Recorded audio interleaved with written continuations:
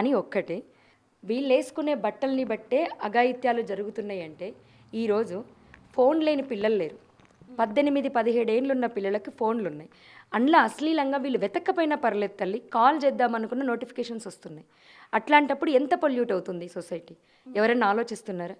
ఇదొక బిజినెస్లా వదిలేస్తున్నారు తప్ప ఎవరన్నా ఆలోచిస్తున్నారా?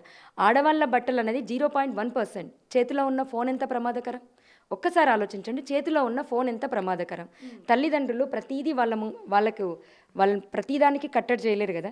ఫోన్లు ఇస్తున్నాం, ఫోన్లలో చూసి ఎంతమంది పిల్లలు పొల్యూట్ అవ్వట్లేరు?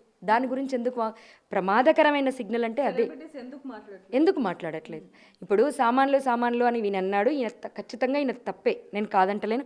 ఆడవాళ్ళు నిండు బట్టలు వేసుకోవాలి, అది ఖచ్చితంగా కరెక్టే. ఇంకొకటి నేను ఇప్పటికే అంటాను, ఇప్పుడు ఆడవాళ్ళు మనం ఆడపిల్లగా చెప్పుకోవచ్చు నాన్న, ఎవరన్నా ఒక్క మాట ఇలా అంటే మనకు అర్థమైపోతుంది. ఒక్క చూపు ఇట్లా చూసినా మనకు అర్థమైపోతుంది.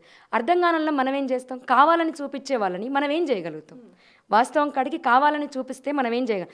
మనకు కొంచెం అనీజీగా అనిపిస్తే ఎంత దూరం ఉన్నా వచ్చి మళ్ళీ డ్రెస్ చేంజ్ చేసుకొని వెళ్ళిపోతాం.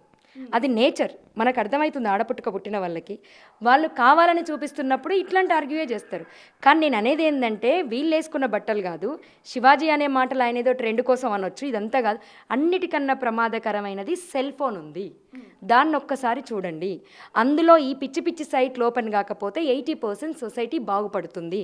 పసిపిల్లల మీద రేపటెంలు జరగడానికి శివాజీ గారు అన్నట్టు ఎక్కడో ఎవరో సినిమా హీరోయిన్ వేసుకునే బట్టలు కాదు, చేతిలో ఉన్న ఫోన్, అందులో వస్తున్న నోటిఫికేషన్స్. ఒక్కసారి దాని గురించి ఆలోచించండి.